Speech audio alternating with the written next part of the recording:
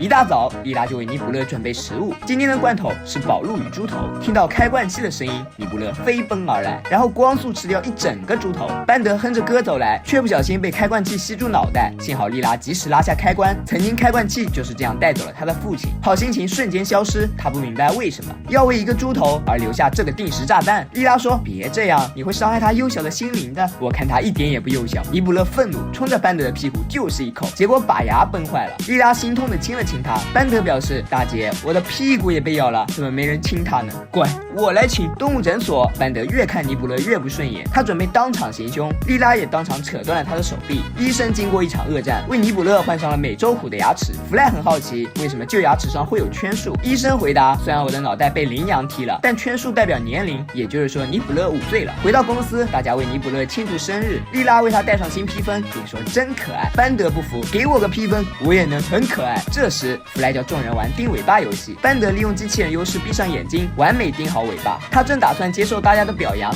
却发现根本没有人关注他，所有人都被尼古勒吸引。他只是拿个勺子，约翰都能说真能干。如果这也算能干，那这样呢？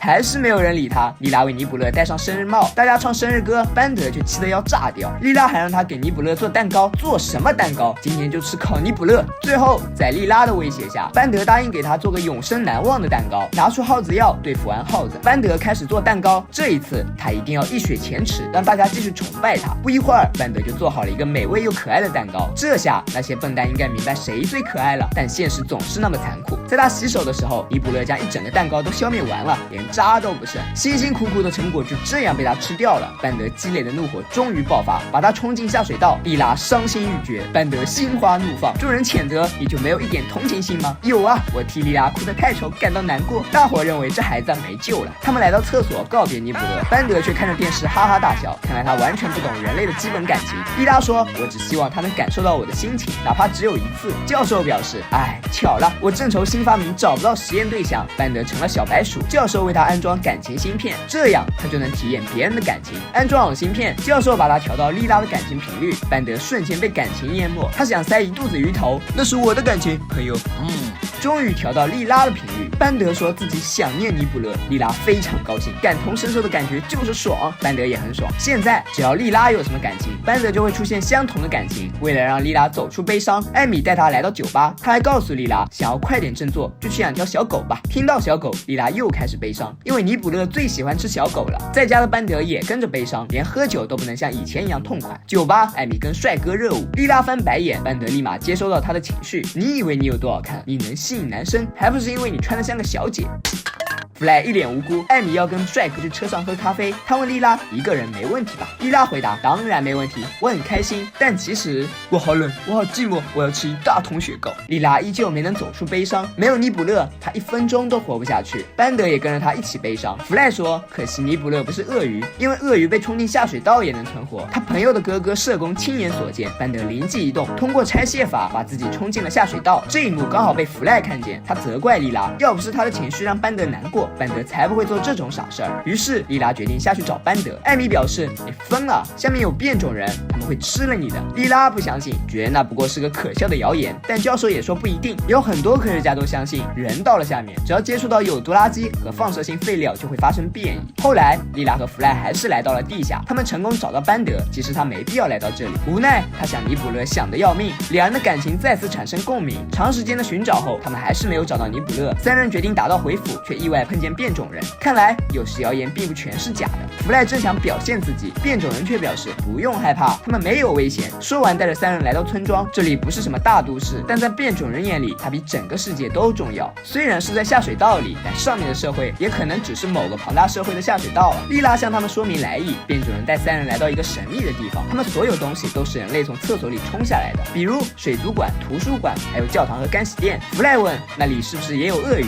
没有，那才是真的真的谣言。可这是什么？猪婆龙，变种人养的宠物，如果长得太大，都会被冲进下水道。更讽刺的是，这里也流传着一种谣言，说变种人的下面生活着变种人。不仅如此，还有趴地魔，趴地魔会吃掉猪婆龙，尼卜勒就喜欢吃鳄鱼。莉拉说他一定是趴地魔，可趴地魔是变种人的死对头，三人被围攻，他们还拿莉拉做了献祭品。黑夜很快来临，趴地魔就要来了，众人躲起来，没想到出来的竟然是尼卜勒。班德兴奋地抱起他，但真正的趴地魔在身后。弗赖再次表现自己，却掉入了变种人的陷阱，现在只能靠班德了。可班德却被莉拉的恐惧传染，莉拉只能做到冷酷无情，班德才有机会打倒趴地魔，这让莉拉很为难。他可是出了名的烂好人。班德表示，知道我为什么能成为没有人性的专家吗？因为我把所有人都看得一文不值，只关心自己想要的东西，同时觉得全世界都欠我。在他的诱导下，莉拉果真冷酷起来。班德成功打倒趴地魔，并收获所有人的崇拜。回到公司，教授取下感情芯片，他以为芯片烧掉了。班德对尼卜勒的感情是自己的，他终于学会尊重别人的感受，但实际上芯片正以3倍效率运转。班德还是那么冷酷，也许莉拉根本没有教会班德什么，倒是班德给他好好上了一课。再见，傻驴们，再见。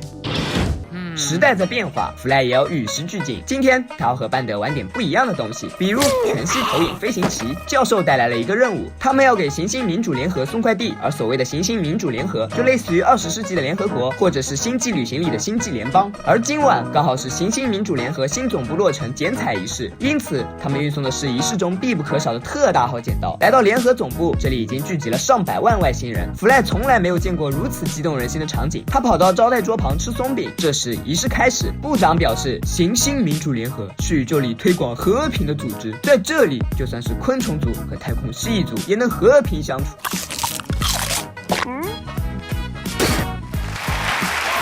弗赖和亚马逊人交谈愉快。仪式最后，部长问中立者有何感想，他回答没有什么特别感觉。台下掌声雷动，扎普却很厌恶，因为他最讨厌这些丑陋的中立者。面对敌人，你至少还知道他们的立场，但是面对中立者，你根本就不知道他们到底在想什么。这时，伊拉送来剪刀，扎普制止，说这把剪刀是中立者的阴谋，即使它根本不锋利，可也会对毛线人造成伤害。幸好石头能压碎剪刀，但纸又能包住石头，而剪刀能够切开纸。最后他干脆没收剪刀，并认为莉拉是中立者，将3人逮捕回船。部长正准备让他上台剪彩，他却不想回去，用激光搞定一切。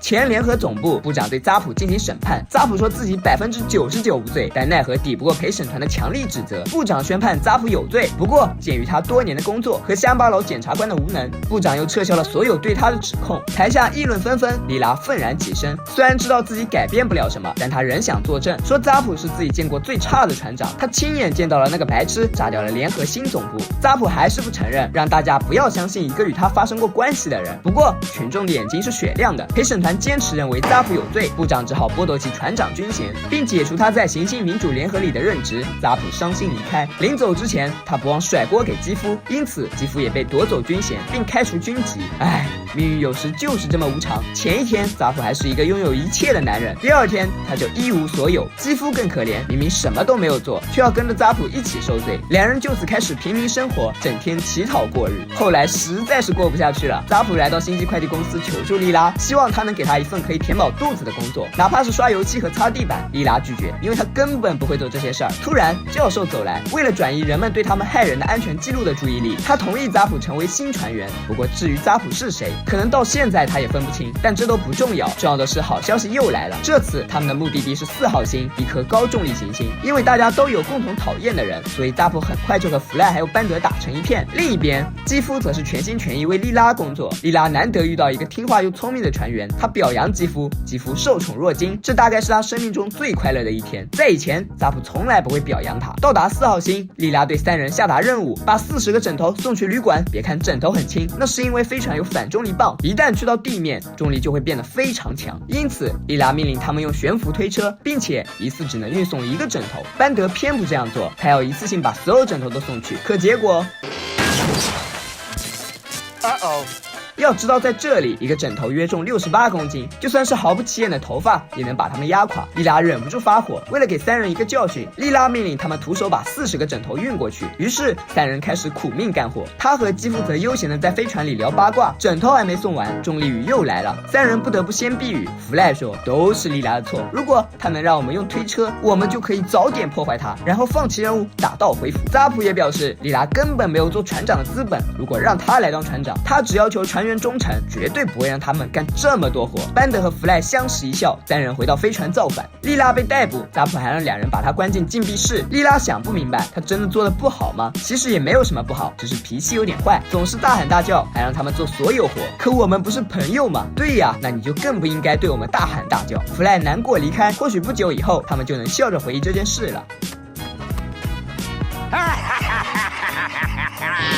扎普和基夫又换上旧制服，即使经历了难挨的岁月，扎普也依旧没有变瘦。再次成为船长，他还像以前一样高傲又自恋。因为弗赖和班德不够忠诚，因此他命令两人喝啤酒，一直喝到像基夫那样忠诚为止。不仅如此，他还想攻击中立行星，一旦成功，他就又会成为英雄。联合部也会恢复他的船长职务。基夫试图阻止他，却被他嘲笑，升起白色旗帜。扎普向中立者表明自己是挥着和平的橄榄枝而来，中立者选择相信他，但其实他的计划是炸毁中立行星，包括弗赖和班德。等等，两人吓得赶紧去找莉拉，他们想让她当回船长。看见三人造反，扎普只好带着基夫离开，莉拉也立刻坐上驾驶椅终止计划，但方向控制已经被扎普破坏，飞船要坠毁了。危急时刻，莉拉问弗赖和班德是否还愿意听从自己的命令，两人回答绝对愿意。于是莉拉命令两人用悬浮推车运送所有暗物直到左引擎，弗赖和班德照做，飞船成功避开中立行星，危机解除，没有人会因为造反而惩罚任何人。扎普再次来到前联合总部，他向部长编造了一个自己是英雄的故事，希望他能让自己复职。部长问莉拉这个故事是否属实，莉拉回答全部都是事实，因为如果不让扎普复职，他可能还要想着来当公司的船长。因此扎普如愿复职，众人欢呼，而基夫还是没能逃脱魔爪。回到公司，弗赖和班德乖乖干活。其实就算莉拉脾气坏，但在他们眼中，他都是最棒的船长。那么这位最棒的船长是否能给1周假？看着他们可怜兮兮的表情，莉拉无奈同意，教授却说不行。哦，兄弟，我们造反吧。弗赖和班德看恐怖片看得正精彩，莉拉却要换台看辩论赛，两人只好用行动来表示自己的不满。莉拉说这场辩论很重要，因为新世界的总统就会从这两人中产生。弗赖一点也不关心，他连现任总统是谁都不知道，更别说未来的了。台上两个克隆人还在激烈辩论，虽然他们的 DNA 相同，但在关键事务上的见解却不同。弗赖表示真无聊，如果我是登记选民，我一定要在选举那天待在家里睡大觉。莉拉吃惊，竟然没有登记。是啊，并且也没有种过牛痘。再说一张票又不能说明什么，那可不一定。第一位机器人总统就是凭1票当选，因此莉拉决定带弗赖去登记选民，教授也要去，并拉着所有人一起悄悄说一下，在美国年老者的投票率是年轻者的2倍。来到选民登记处，弗赖并不想加入2个正常党派，因为他们都会把选民缴纳的税金送给运气不好的人。约翰叫他加入其他党派，艾米却说只有怪人和变异人才会加入其他党派。弗赖问班德想要加入哪个党派，班德回答他没有投票权。也是，罪犯怎么可能会有投票权？弗赖开始参观其他党派，大脑鼻涕虫看起来不错，但也要缴纳巨额资金。最后他决定加入无意党派，党派人员却拒绝了他，弗赖失望离开，党派人员却同意了。太好了，你被开除了。虽然被拒绝，但弗赖觉得自己已经对政治感兴趣了。莉拉打开新闻频道，离选举还有2周，总统究竟会是杰克还是杰克呢？与此同时，泰坦星发生了钛矿塌方，1000名机器人矿工被困其中。听到机器人，班德立马从睡梦中惊醒。主持人还说，如不采取行动，这些机器人将会在300年内 over。好在矿工负责人已经想好对策，他准备铺平此区域，然后继续美好生活。因此，矿工关闭的消息引起钛价暴涨。班德愤怒起身，太好了，我的身体有40%为钛，终于比那些瞧不起人的自动取款机值钱了。弗赖表示，可惜你没法用这些钱。谁说的？班德来到骗子当铺来卖掉身体，然后得到了一大笔钱。在路人的帮助下，他回到公司向众人炫耀。在他看来，没有身体照样能生活，只有浪女和胖子才需要身体，而他只需要一个包裹着钞票的脑袋。短暂的逍遥后，班德弄来了一辆小汽车。弗赖想玩，他却讽刺他有身体，一个只能看别人小腿的人还敢说这儿大话。弗赖轻松怼他，班德生气离开，他要去人头博物馆，才不要和一群填棺材人待在一起。你们几个填棺材的，有谁能带我去呢？人头博物馆里陈列着许多人头，他们也有分类，就像书店。弗赖还在这里看见了超级名模，名模就是美，但如果有身体就更美了。两人把班德带到总统大厅，高级的地方果然不一样。他们不仅有坚固的架子，还有安保。班德很快和总统们打成一片。乔治却说不能让阿猫阿狗搬进来，但他可以和竞选总统失败的人头待在一起。知道班德为了钱把身体当掉，尼克松十分惋惜，他很想念自己的身体，如果只有一个头实在是太孤独了。如果有身体，他就可以在人们摔倒的时候再踩他们几脚。班德开始难过，早知道就不卖掉身体了。晚上回到机器人公寓，他又做了噩梦。第二天，他决定赎回身体，结果身体没有赎回，弗赖还卖掉了衣服。班德越想越难过，难道他就要这样度过一生吗？弗赖不能眼睁睁看着一个机器人哭，于是他打开电视，电视上尼克松正在发表讲话，他宣布参加总统竞选，但宪法明确规定，没有人能担任总统超过2届。没错，但是 nobody 不是 nobody。说完，尼克松亮出自己的新身体。班德一看，忍不住破口大骂：“这个不要脸的，用的竟然是他的身体！”他让莉拉和弗赖一定要帮自己夺回身体。莉拉本不想管他的破事儿，但一想到尼克松又要当总统，他就有责任采取行动。三人来到辩论现场，尼克松信心满满，因为主持人和他是老交情了。两人正大光明开始作弊。最后辩论结束，尼克松得分很高，他回到后台，班德也来到了后台。他让尼克松把身体还给他，尼克松却说把他给狗也不给班德。黑夜很快来临，班德心灰意冷，要不然他把头也卖了，这样还能多拿5分钱的存款。弗赖不同意，他想到一个好办法。三人乔装打扮，成功潜入尼克松的房间，看他在睡觉，莉拉赶紧行动，但就在尼克松的头和班德身体分开那一刻，尼克松因此醒来，他和班德大战，莉拉制止二人，并说尼克松绝对不会当选总统。尼克松却表示，电脑可能会比1973年快2倍，但选民们还是同以前一样迷糊。他不仅要当选总统，还要更加残暴，一旦就职，就把孩子们的器官卖到动物园当肉吃，然后毁掉人们的住所。弗赖本想把票投给他，现在看来完全没必要。不仅如此，尼克松还叫警察逮捕3人。班德叫住他：“你知道录音带吗？”原来尼克松刚才说的一切都被班德录了下来，他只好用身体换回录音带。班德终于拿回身体，可那些标签扯不下来了。而尼克松也以1票的优势赢得总统竞选，并且他还换了一个更大的机器人身体。世界开始变成了另一副模样。小小的1票在所有人看来都是一个无关紧要、无足轻重的决定，他根本改变不了什么。但就是这1票让尼克松当上总统。天气越来越冷，弗赖和小伙伴决定用喜剧来抗寒。表演嘉宾是美国著名电视主持人柯蓝，他开始讲第一个笑话：今早我步行来上班。班德表示怀疑，他回答：就算失去了双腿，但我依然有你永远都不会拥有的东西，那就是灵魂还有雀斑。班德痛哭，雀斑这东西他的确永远不会拥有。表演结束，但大家并没有感到暖和起来。班德说，喜剧已经是一种过时的艺术形式，现在悲剧才是真正的有趣。于是众人又准备去滑雪。约翰和赫米斯被缆车困住，作为一个冷血动物，约翰感觉自己快被冻成冰块。而作为西安之师的教授，滑雪那叫一个厉害，但事实上这全靠高科技。就算前面有一片森林，只要轻轻说声树都倒下，那么森林也会变成平地。如果你想让他们起来，竖起来。愚蠢的弗赖让班德都看不下去了，但他也好不到哪里去。滑雪场还有冬奥会项目之一堕雪橇。1000年前，传说有支牙买加堕雪橇队，他们在奥运会上失利，然后退役就去推销酒精了。所以不要害怕失败，失败后你才会知道天赋有多重要。一行人终于滑累，在餐厅休息。教授还顺便拿了个滑雪冠军。再看看其他人，不是手残了，就是头受伤了。果然还是班德比较适合葛优瘫。没有什么比温暖的炉火和白兰地让人感到快乐了。弗赖赞同，因为它能让你融入圣诞节的气氛中。这也是弗赖离开家后的第一个圣诞节。小伙伴打算送他个怀旧圣诞树，但这哪里是圣诞树，分明就是松树。教授却表示，松树已经灭绝了800年了。他希望弗赖放弃那些幼稚的原始想法。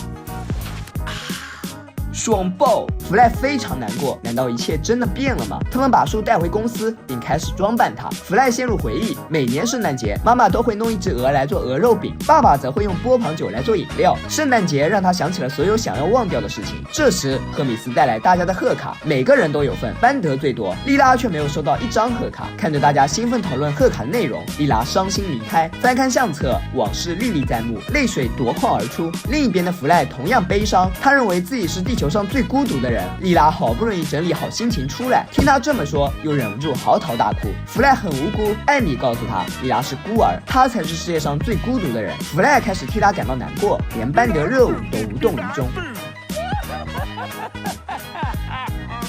他继续像一只猪一样抱怨，而莉拉还是像青蛙一样孤独。无所事事的班德则打开了电视，听新闻说无家可归的机器人穷得连电路使用的基本酒精都买不起。他立刻决定为他们捐一个酒精作坊。弗赖也决定为莉拉去找一个完美的圣诞礼物，以此来表达自己的歉意。艾米及时制止，因为圣诞前夕不能待在外面，否则就会领盒饭。故事还要从2801年说起。机器人公司制造了一个机器圣诞老人，用它来判断谁是正谁是邪，并据此来送礼物。但是由于程序错误，圣诞老人的评判标准被设得太高，因此他把所有人都判断成了坏人。如果让他在天黑后抓到，就会被砍掉脑袋。更可怕的是，他还会从袋子里拿出玩具，塞满你的脖子。终于来到酒精作坊，班德不仅没有救济平民，还喝光用来救济平民的酒精。晚上，他带着3个可怜孩子去乞讨，名义上虽是乞讨，但实际上就是打劫。他们拿走了老太的家庭照片、3罐硬币、2个前夫，还有鞋架上的一只拖鞋。弗赖最后还是出来给莉拉买礼物了，但是他必须在天黑之前回去。听了他的讲述，店员向他推荐专门针对圣诞老人的火箭炮，弗赖却并不满意。他又来到最后一家还在营业的宠物店，看了狗和兔子，还有长颈鹿。弗赖直接叫老板给他拿着最好的动物，老板有点为难。最好的是一种主观印象，就像他最喜欢的电蜗牛，但弗赖却认为电蜗牛很蠢。挑来挑去，弗赖看上了蜥蜴和鹦鹉，鹦鹉500美元一只，而一只蜥蜴只需要1美元。最后他花光了所有的钱买了一只鹦鹉，却没想到刚走出商店，鹦鹉就飞走。公司，莉拉为自己乱发脾气而向大家道歉，他只是厌倦弗赖总是只考虑自己。赫米斯说，没错，我叫他去摆桌子，他却出去给你买礼物，真是个自私的小人。莉拉听后赶紧出去找弗赖，因为天快黑了，而弗赖还在拼命抓鹦鹉，结果鹦鹉没抓到，自己还险些掉下高楼。幸好莉拉及时赶到救下弗赖，两人冰释前嫌，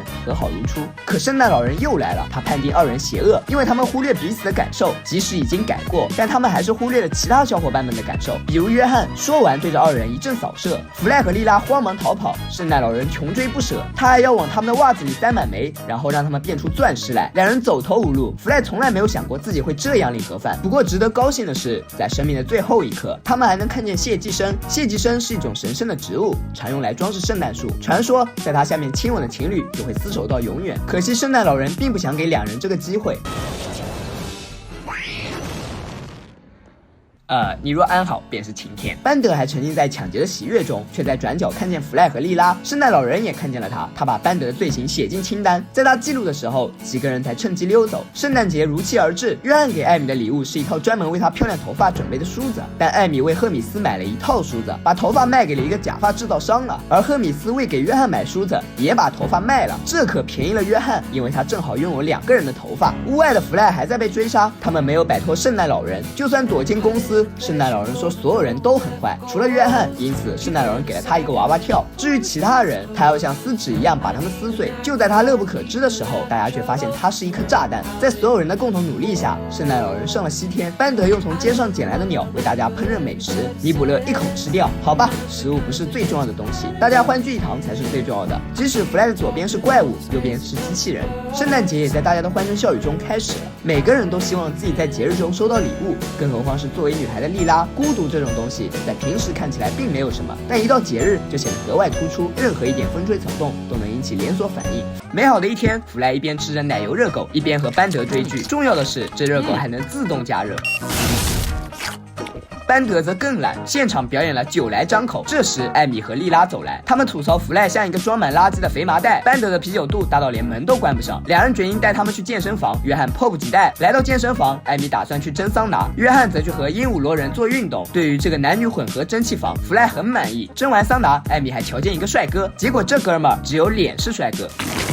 弗赖举着哑铃，趁机向莉拉炫耀，莉拉只好帮他调了一下重力设置。约翰一把夺过哑铃，对于他来说这是小 case， 他还要求增加重量。机关头再次出现，约翰却还要加重，艾米和弗赖只好把自己送了上去。巨大的重量让约翰越来越激动，最后他完全失控，开始大闹健身房，孕妇都被他吓得就地生产。于是几人将他捆住带回公司。莉拉说，想不到平时最正常的人分起来竟然这么不正常。约翰祈求艾米放了自己，艾米回答，做梦被你骗了7次是你的错，但被被你骗8次以上就是我的错。弗赖表示约翰可能感染了寄生虫，但约翰本来就是寄生虫，众人一筹莫展。班德却想开品虾宴，关键时候还是教授靠谱，他给约翰打了一针镇定剂，并找到他的病因，原来是约翰体内的男性果酱太多了，现在又正是他的交配期，因此只有把他送回故乡才能解决这个问题。弗赖莫名兴奋，出发前艾米第8次被约翰骗。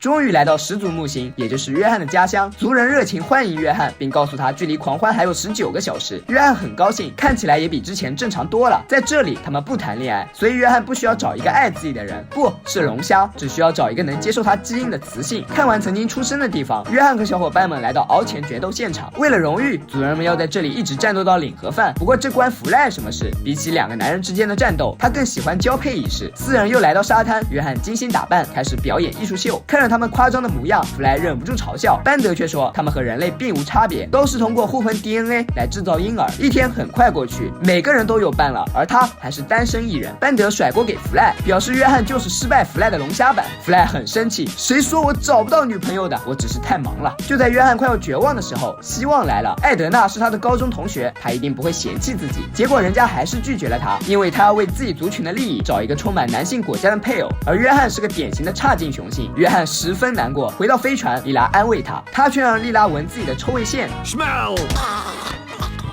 看来还是要弗赖出马。他说，如果约翰想要抱得美人归，就得假装爱上对方，就像这样。看着我，性不性感？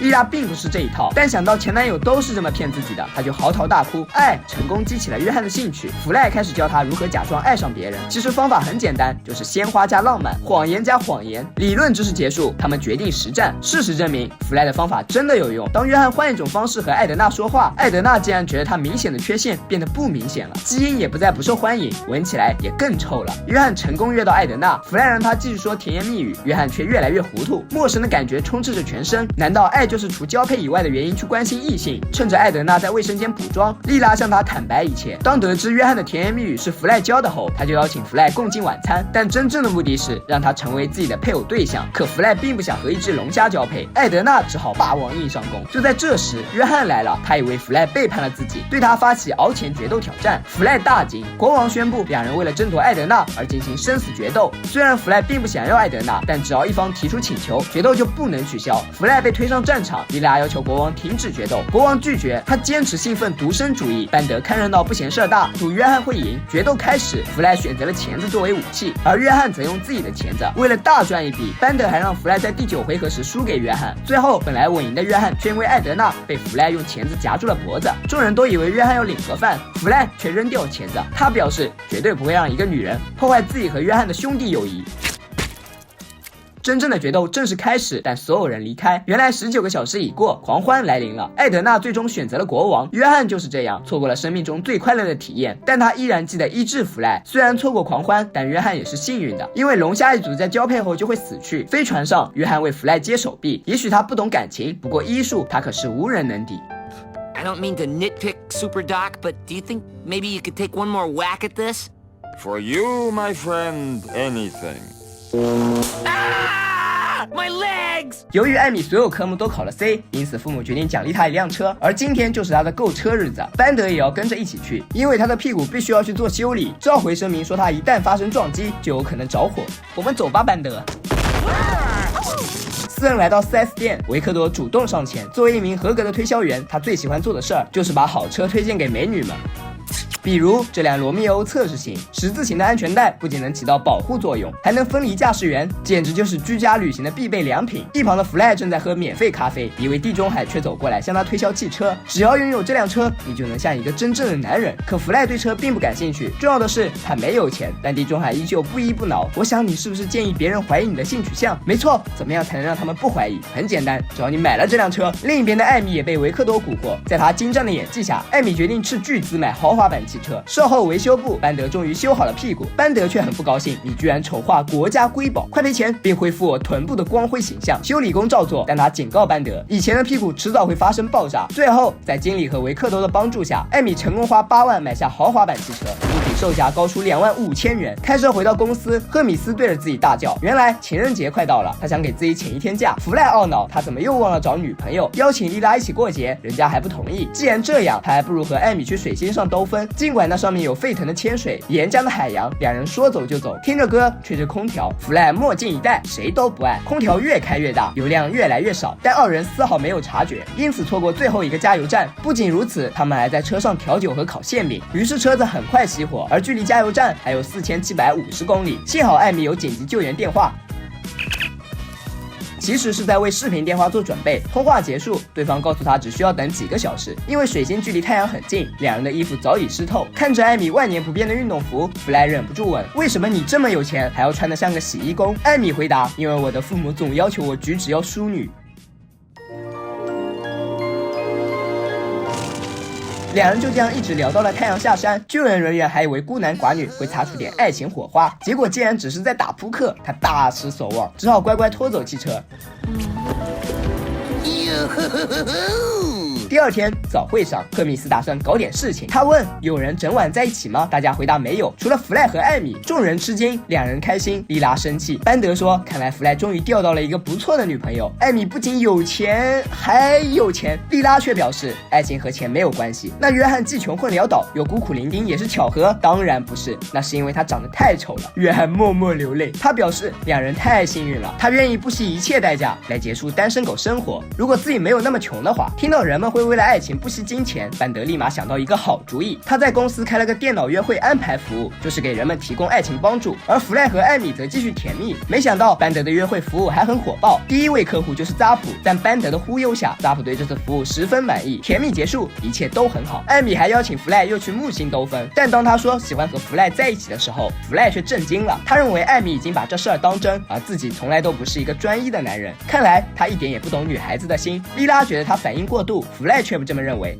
嘿，你看，他让莉拉跟他们一起去木星，莉拉没有同意。情急之下，弗赖只好拉上约翰。约翰兴奋不已，光速解决掉艾米准备的便当。艾米虽然不悦，但还是邀请弗赖明天去看电影。弗赖大怒，陪你过情人节还不够吗？还要看电影？他认为有必要和艾米好好谈谈。于是约翰坐上了驾驶位。正当弗赖准备跟艾米分手的时候，意外发生了。你来开。他的身体被严重损坏，好在约翰及时做了手术，让他的头还活着。这下两人不得不在一起度过更多的时光。回到公司，约翰承诺会在几天后修好弗赖的身体，弗赖则向艾米保证尽量不会干扰他的生活。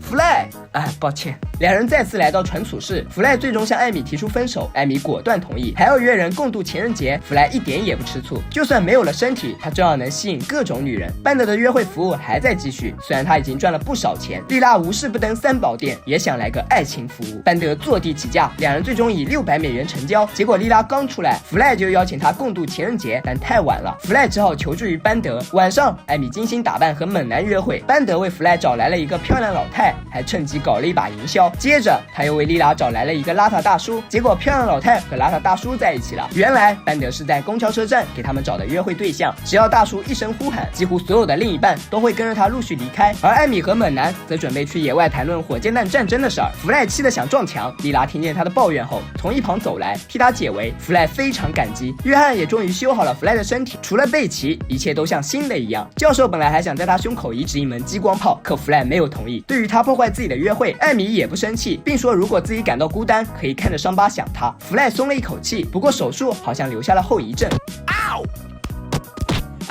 但这并不影响莉拉喜欢和他在一起。班德虽然随便在车站找了些人来骗钱，不过归根结底，情人节不就是这样吗？他开心地拍弗赖的脖子，结果却引火烧身。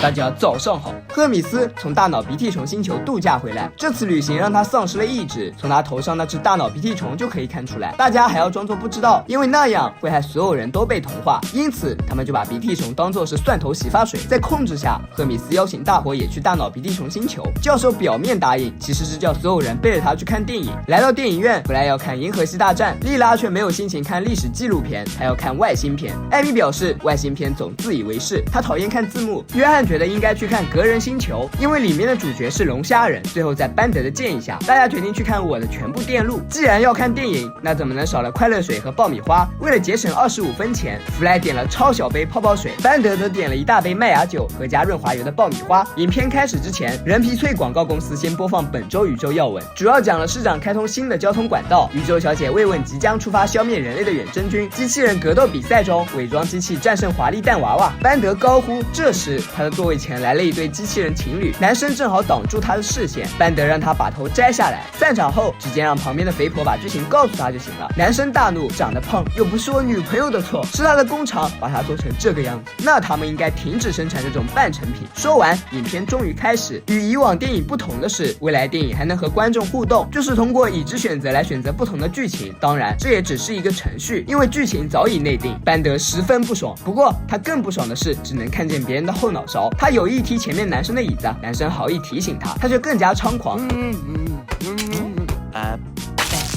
谁扔的？最后男生忍无可忍，宣布和班德搏击决斗。电影院瞬间变成了格斗现场，人们慌乱逃跑。班德走投无路，好在他的爆米花加了润滑油，男生不幸踩上滑倒，然后领了盒饭。莉拉上前查看，结果发现他竟然是机器人格斗比赛的冠军，伪装机器人。班德一下成为焦点，肥婆也主动投怀送抱。格斗比赛的委员还邀请他加入格斗联盟，班德爽快同意，众人欢呼雀跃。只有教授事不关己，默默地看完整场电影。回到公司，班德还沉浸在喜悦中，他要做史上最伟大的终极机器人斗士。艾米却说不行，因为机器人格斗是银河系最残忍的比赛，它没有任何规则，两个机器人一旦上场，就只能有一个人能活着离开，并且该过程极端剧痛。班德最怕痛，他立马表示不去了。莉拉又不同意，弗莱不满，为什么我参加有危险的游戏时你就要反对？因为它比吃大理石比赛有意义，这事关尊严。就像莉拉在孤儿武馆长大时总被人捉弄，唯一的出路便是成为功夫明星。可尽管他已经非常厉害，但教练还是不让他参加比赛，原因在于他缺乏武士的意志，他只能当个家庭主妇或者是女教师。面对所有人的嘲笑，莉拉失去成为冠军的机会，因此他不能让班德像他一样。班德同意，他也不想成为像莉拉那样的失败者。魔鬼训练正式开始，在莉拉的指导下，班德进步神速。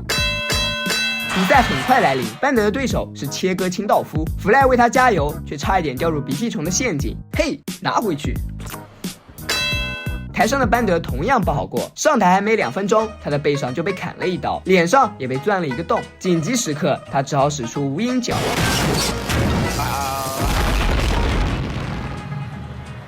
裁判宣布班德获胜，大家都以为清道夫已挂，但到后台才发现他竟然完好无损。原来机器人格斗是一个骗局，比赛是被操控的，只要谁受欢迎，谁就会赢。也就是说，班德并不是伟大的战士，他赢是因为大家喜欢他。事实上，他不仅最受欢迎，还最大众化。知道这个秘密后，班德不再恐惧，用委员会给他的角色罪犯班德接连赢下数场比赛，成为炙手可热的人物。一天规定的训练时间到，班德迟到了3个小时，莉拉发火，他却表示自己不需要任何人的帮助。来到格斗大厦，委员会告诉班德一个坏消息，那就是他的欢迎度正在下滑，班德牌香皂销量也下降了20%。因此委员警告他，如果不能推销香皂，就得离开格斗联盟，所以他将输掉下周的锦标赛。而且委员还给他换了一个新角色，变性班德，这是自粪便处理器后最不受欢迎的机器人斗士。班德本想反抗，但是看了对手破坏者后，他只好向小伙伴寻求帮助。听了他的讲述，弗莱恍然大悟，他以为格斗比赛是真比赛，就像职业摔跤那样，实际上他却像拳击一样，都是设计好的。班德不想没尊严的输掉比赛，更不想穿着丢人的衣服。他请求莉拉训练帮他获胜，莉拉拒绝，可看到破坏者的教练就是曾经侮辱过他的教练后，他果断决定教班德像女孩子那样去搏斗。晚上格斗冠军争夺战开始，美国幽默明星里奇利托和前拳王福尔曼是今晚的解说员，他们表示这场比赛的赔率是1000比0，也就是说，如果你押班德获胜，不仅不会花钱，还会获得1000美元。说白了，就是他不可能获胜。上场前，教练再次嘲笑莉拉，班德迫不及待要给他们一点颜色瞧瞧。但比赛钟声一响，他就被击倒。班德拿掉道具，准备发挥自己的真正实力，可破坏者实在是太庞大了，班德完全被碾压。最后他支撑不住，让弗莱赶快扔掉毛巾，弗莱却无动于衷。可怜的班德继续被暴打，莉拉不忍心，决定向教练求饶，让他住手，然后因此发现对方的秘密。原来教练根本没有训练破坏者，只是像操纵木偶一样控制他。如此卑鄙的行为让莉拉对他大打出手，两人就此展开决斗。因为教练身上还连着控制器，所以台上的破坏者也随之做出动作。最后机智的莉拉借破坏者之手打倒教练，与此同时破坏者也轰然倒地，但裁判还是宣布他赢了，毕竟戏还得演下去。而作为一个没有身体的头，福尔曼表示十分嫉妒这些领盒饭的人。弗赖头上的鼻涕虫也被饿死，莉拉以班德为荣，因为他终于一雪前耻。委员也十分满意，因此还给了班德一张床上用品商店10%的折扣卡。大伙将他卷起带走，解说员宣布史上最伟大战士之一的时代就这样结束。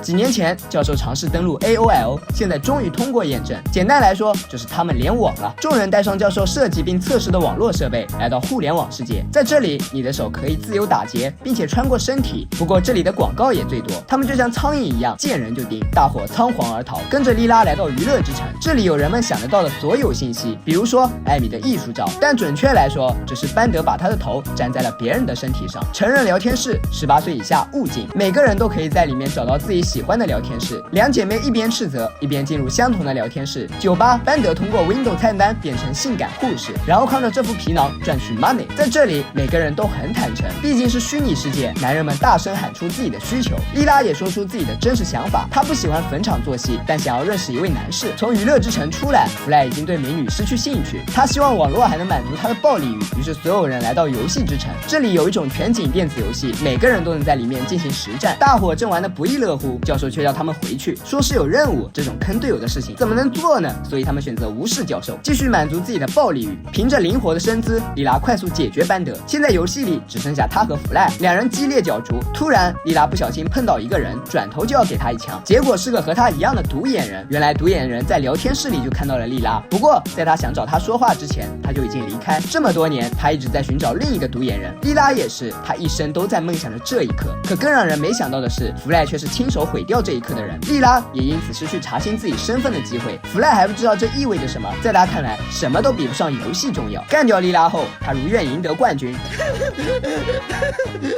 众人像看傻子一样看着他。在执行任务的路途中，莉拉还在生弗赖的气，但他却不愿意承认，果然是口是心非的女人。这时，独眼人发来邮件，因为他早在出局之前就已经记下莉拉的用户名，而他发邮件的目的地是想让莉拉去找他。路线如下，可他们还急着送爆米花快递。在爱情和工作面前，莉拉果断选择了前者。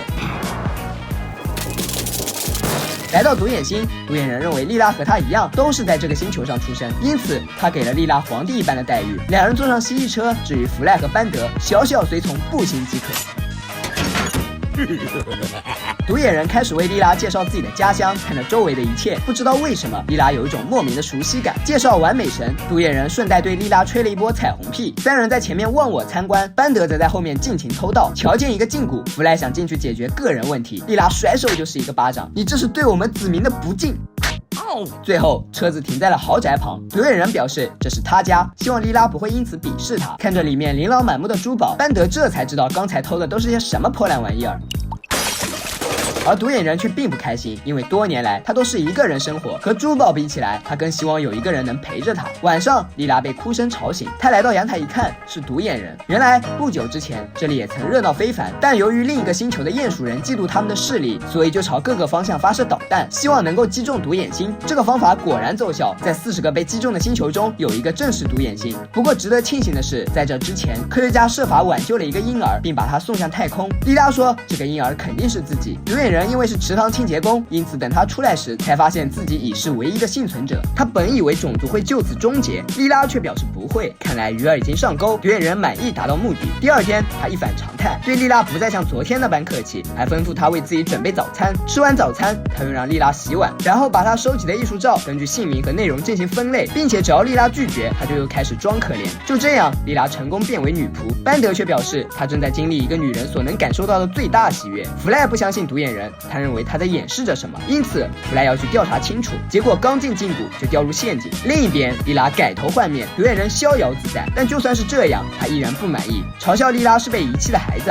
还把弗莱关了起来。趁着莉拉来送玉米卷，弗莱劝他回头是岸。可如果他离开独眼人，那独眼族也会完蛋，因此他不能这样自私。晚饭，独眼人的朋友猪说莉拉的泔水像垃圾，莉拉怒发冲冠，他正打算和独眼人分手，独眼人却向他求婚，莉拉心软同意，弗莱恨铁不成钢。婚礼马上举行，小伙伴们也都来了。弗莱让莉拉把他放出去，他才不要吃剩饭，但莉拉根本没空管他，只给了他一瓶酒。靠着这瓶酒，弗莱成功逃脱。他诱惑班德跟自己一起去禁谷。婚礼终于进行到最重要的环节，弗莱也发现禁谷的秘密，4个相同的城堡分布在不同的角落，之前所见的雕像也不再是独眼。婚礼仍在继续，牧师宣读誓言，独眼人急不可耐，莉拉犹豫不决。就在他准备说出我愿意的时候，弗莱及时出现。跟着他一起来的还有无眼女、犀牛女和2位外星女，她们都穿着婚纱。原来独眼人并不是独眼，他可以随意变换身份，然后利用这种手段骗来5位女孩，因为他需要5个怪人来打扫5座城堡。他真实的身份其实是螳螂。至于为何要在1天举行婚礼，则是因为变形礼服太贵。飞船上，莉拉向弗莱表示感谢。遗憾的是，他还是没能查清身世。教授说不用着急，接下来几十年，你将通过工作来偿还被毁的爆米花，所以他会有足够的时间去寻找真正的家。因为与众不同，因为一直受到异样的眼光，因为太渴望一样东西，所以只要合适的人出现，我们就能轻易降低要求。一早，教授就收到火星大学的信件，由于害人的安全记录，他们对教授提出纪律指控。于是所有人来到火星法庭上，面对教导主任的质问，教授顽强抵抗，并表示如果自己完蛋也会拉个垫背的。说完就开始揭露大家的秘密，但实际上这是大伙精心为他准备的惊喜，只是为了庆祝他150岁的生日。人们常说可以通过一个人周围的朋友来评判这个人，因此作为这次晚会的主持人，班德邀请约翰上台致辞，结果场面却陷入尴尬。班德只好请出重量级人物，即教授所有的员工中活得最久的一位机器人。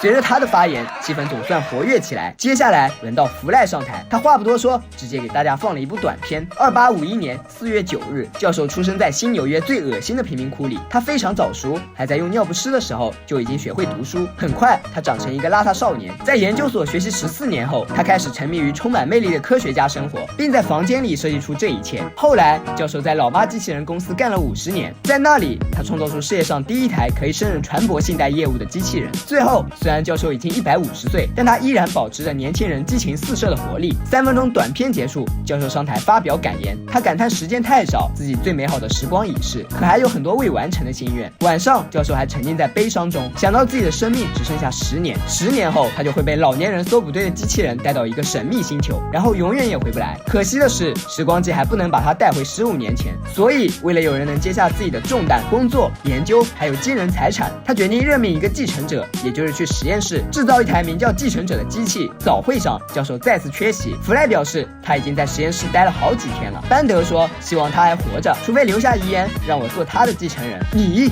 怎么可能？教授肯定会选择我，因为只有我具有龙虾般坚韧的品格。约翰胸有成竹。赫米斯却表示，唯一明智选择继承者的方式是凌波竞赛，就像这样。小小的继承权让大家争论不休。好在教授终于从实验室出来，他向大伙宣布继承者人选。这个人思想不够成熟，也没有任何成就，但他是教授最亲的亲戚，他就是克隆小娃。早在12年前，教授便开始了这项克隆实验，通过从背部移植一些优质细胞。话还没说完就被莉拉打断。既然是克隆人，为什么他的鼻子跟你不像？瞎说，明明哪都不像。不过鼻子因为放在试管里太久，被闭管压扁了。那他会说话吗？当然。咋的？没见过天才的火腿肠吗？没有，我在公园见过。看来这个小娃不简单啊。第2天，他开始检查所有员工们。首先是约翰，请问你的医学学位在哪里？火山上 OK。 然后是班德，你一个压弯机器人为什么要待在这里？还有莉拉，飞行员怎么能只有1只眼睛？众人气得吐血。正准备教训他时，教授却要他去实验室，看着一堆未完成的发明。教授告诉小娃，他要用1生时间去完成它们。接着他向小娃介绍自己的各种发明，小娃却对他的发明表示质疑。餐厅，教授大摆宴席，班德见到厨师偶像激动不已，小娃也说出自己的真实想法。他可能会有很大程度上和教授一样，但这不意味着他会和他完全一样，因为他不想成为发明家，只想成为对社会有用的人。教授的脸色越来越难看，他以为小娃是自己的希望，结果不过是自己的一厢情愿。回到公司，教授打开摄像机，他希望通过一段录像来向大家告别。原来他已经160岁，小娃的打击让他彻底失去活下去的希望，因此他已经通知老年搜捕队的机器人。很快，机器人就把教授带走。大伙看完录像非常吃惊，弗赖想把教授救回来，小娃说不可能，没有人知道那些老人会被送去哪里，但一切皆有可能。莉拉利用嗅眼镜寻找教授的气味，希望这样能够找到他。小娃泼一波冷水，表示气味是由一些不能在空间传播的粒子组成。事实证明，奇迹真的会发生。莉拉真的找到了教授，他们立马来到濒临死亡之行。在下飞船之前，莉拉叫大家统一口径，就说教授逃跑，他们是去把他送回来。为了更有说服力，弗莱还必须伪装成160岁的老人。小娃觉得这个计划不行，因为他们没有教授的 DNA 样本，这简单。顺利入城后，几人来到囚禁老人的地方，成功找到教授。他已经被勾在一个生命维持系统里，必须小心翼翼地将他和这些管子分开，不然只要稍微震动就会领盒饭。但由于被发现，莉拉也管不了那么多了，好不容易躲开追击，回到飞船，可发动机又被摧毁。现在只有叫醒教授才能逃脱，因为只有他会修发动机。但试过各种方法后，教授依然昏迷不醒。三人一筹莫展。就在这时，小娃说他会修发动机，一阵捣鼓后，飞船可算成功启动。教授也没有什么大碍，只是擦伤了脚骨。弗赖问他经历了什么，他回答自己一直被囚禁在一个看上去很真实的虚幻世界里，就好像是在佛罗里达的一个机械设备里，整天与成千上万的老人一起打牌、吃燕麦粥，然后等着孩子们来招呼他们。最后，教授特别感谢儿子小娃，表示无论以后他做什么，他都会为他感到骄傲。但小娃却决定长大要像他一样。总算到了今天最后一份表格，只要完成它，第36级官员赫米斯就能按时下班。这时，中央官僚机构送来一封信，另一边，莉拉邀请追剧二人组晚上和他以前冷冻中心的老同事打牌。班德拒绝，表示自己只跟白痴玩，但听弗赖要去，他立马同意。约翰也参与其中，几个人正摩拳擦掌。赫米斯哼着小曲走了进来，他告诉大家，明天中央官僚机构会派人来视察，他可能会被提升为第35级官员。说完准备回家，莉拉却让他留下来给他们做点肉干酱。赫米斯果断 say no， 说自己一整天都在收拾办公室，现在只想回去睡觉。话音刚落，门铃响了，是莉拉曾经的老板和同事们。牌局正式开始，老板一边洗牌一边调侃莉拉，班德对此却一点也不关心，他只想戴上宝贝墨镜快点赢钱。可老板动作实在太慢了，他只好一会儿，约翰就输掉外套，班德已连赢数把，这还得全靠他的宝贝墨镜。又一局结束，班德再次大获全胜。同事输掉奶粉钱，老板更可怜，他该怎么样把破产消息告诉家里的母老虎？班德说：“如果我是你，我会更担心肚子里的那条蛔虫。”这句话一下子引起老板的怀疑，他扯掉班德的墨镜，它是一个 X 光透视镜。众人大怒，他要拧下班德的脖子，班德抱着筹码撒腿就跑，结果还是在赫米斯的办公室被胖揍了一顿。第二天，赫米斯一想到今天要升职，就无比高兴。直到打开办公室 ，Oh my god！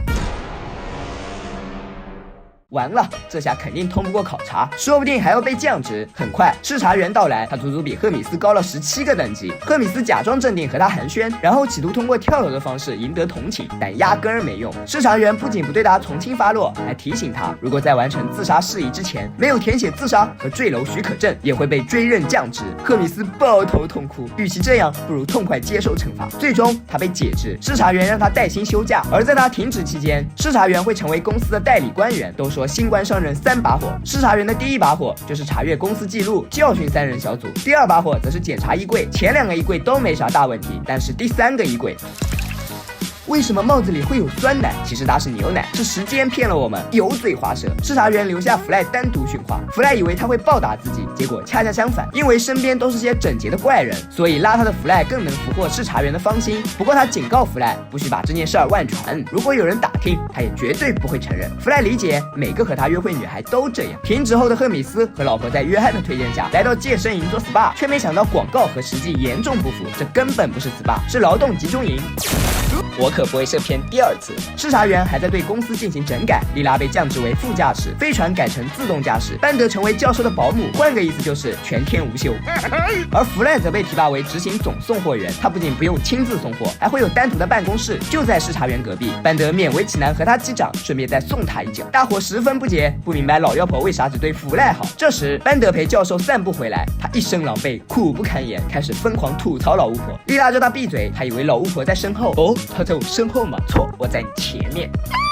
凌晨3点，视察员再次找到弗赖约会，弗赖说不行，班德随时会回来。视察员却表示不用担心，原来他已经派他给教授席尔纳去了。但后来他们还是被班德发现。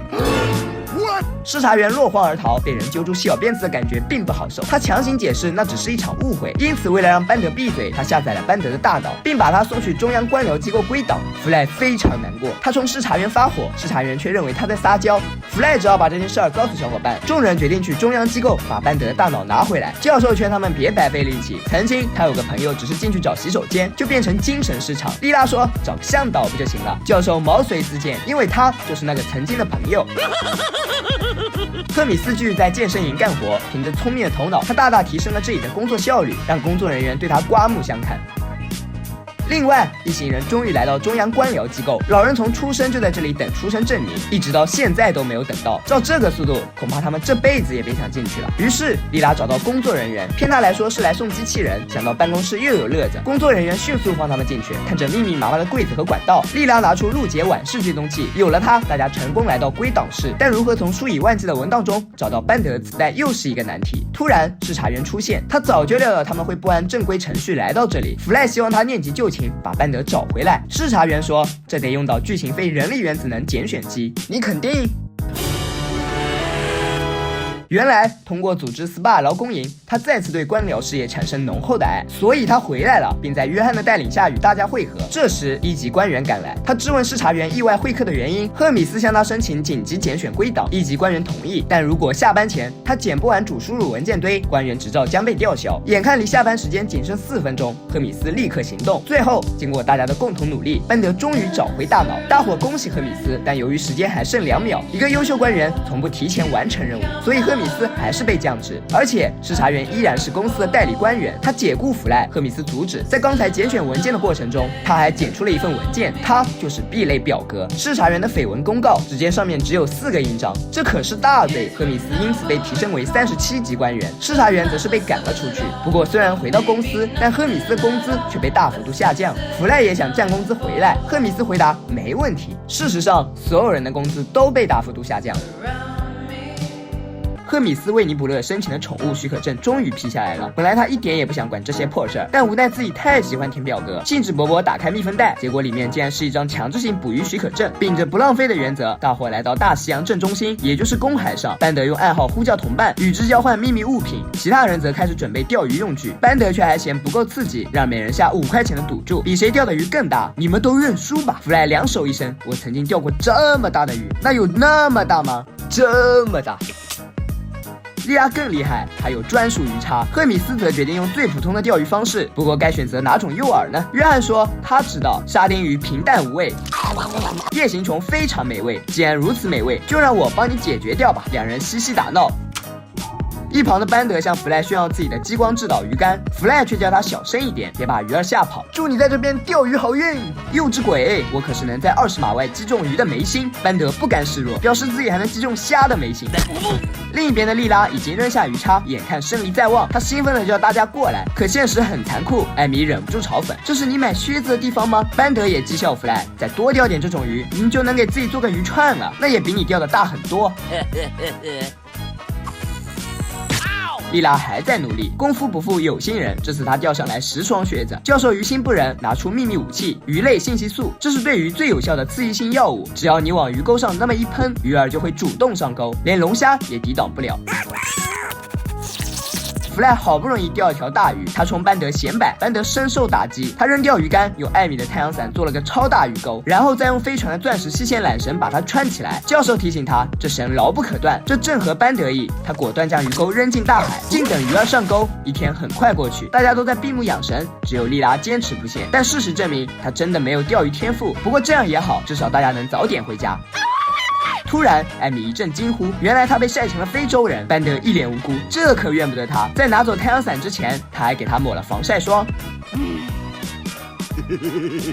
这时莉拉提醒班德收线，线却被卡住，因为真的有鱼上钩，还是一条大嘴鲈鱼。随着他潜入海底，飞船也被拖下海。钻石缆绳果然牢不可摧，连约翰都拿他没有办法。气压不断上升，不一会儿，教授的眼镜破裂，班德也深受其害。如果不平衡压力，他们都会被压扁。海水源源不断的涌进来，弗赖承受不住压力，去厕所解决个人问题，却也因此解救众人。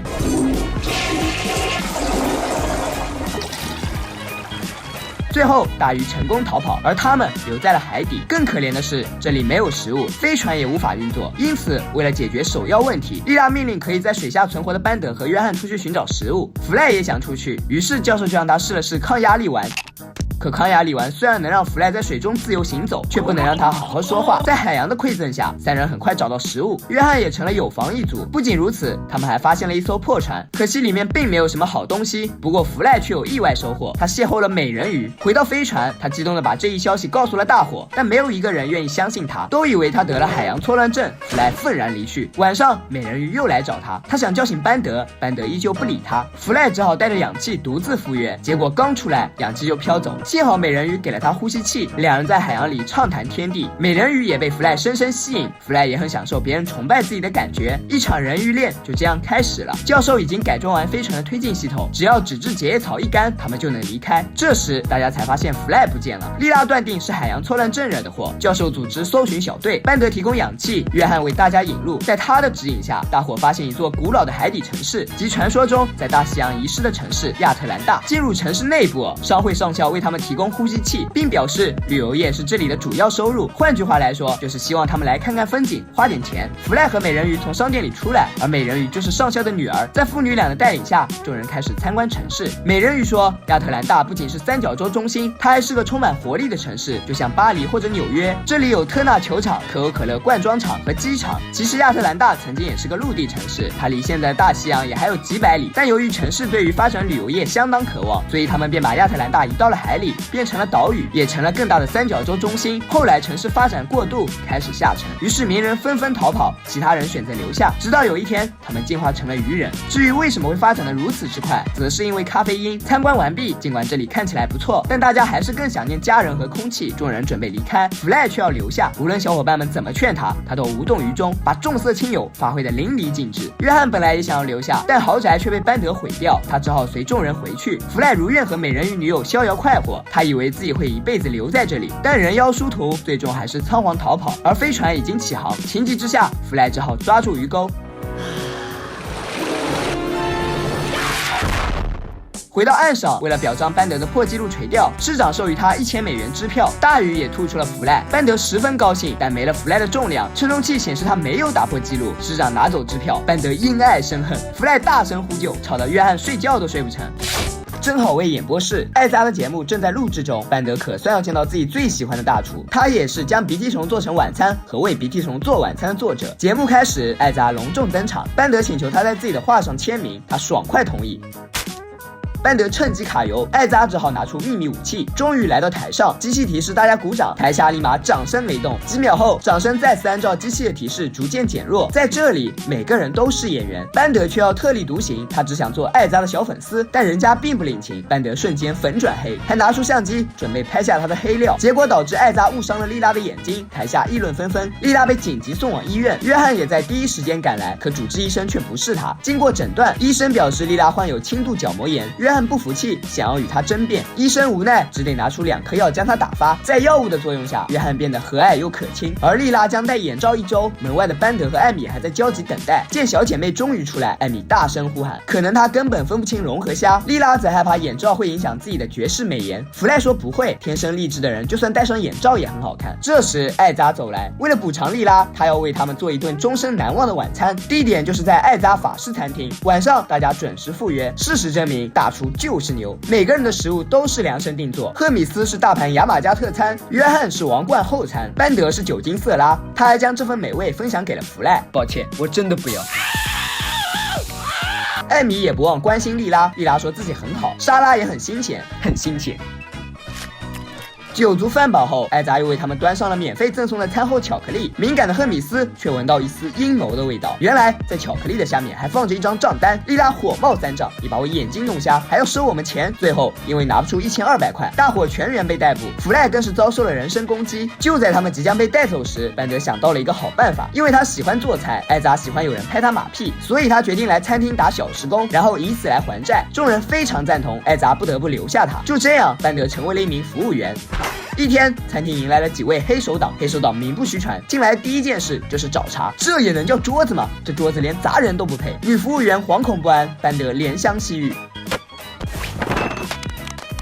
很快为黑手党腾出了一张满意的桌子，黑老大却被他的不拘小节吸引。用餐结束后，班德为黑老大找来零钱。老大一看这不对呀，我明明给了你100块，没想到这么快就被发现了。班德只好承认，他的确想要讹他的钱，可惜他不配合。两个小弟立马起身，黑老大却哈哈大笑，还给了班德一些小费，并问他要不要加入黑手党。班德回答开玩笑，进黑手党可是我的梦想。他果断扔掉围裙，但是进黑手党可没有那么容易。为了考验他，黑老大命令他把这张盘送到彩票投注大厅。班德乖乖照做，途中看见了一个卖机油的小男孩，他也邀请他一起加入黑手党。可小男孩的程序仅是卖机油和写倒写字母。在两人谈话的间隙，班德发现警察，警察也发现了他，他们对班德进行非法搜查，结果什么也没有发现，因为早在喝机油的时候，班德就已经移花接木。通过考验后，黑老大带他来到黑手党犯罪总部鸡肉店冷藏室，那里正在上演一场惨绝人寰的暴行。接下来他们有一笔大买卖，因此班德也要入乡随俗，为自己取一个外号，比如醉鬼。在出发前，小弟提醒班德，这次生意不是请客吃饭，而是下手灭口，所以他们得找好不在场证明。班德灵机一动，随即在船员舱房里安装了一个录音设备，谎称自己生病，如愿躲过了这次送雪茄任务。而莉拉虽然没了眼睛，但她照样能够开飞船。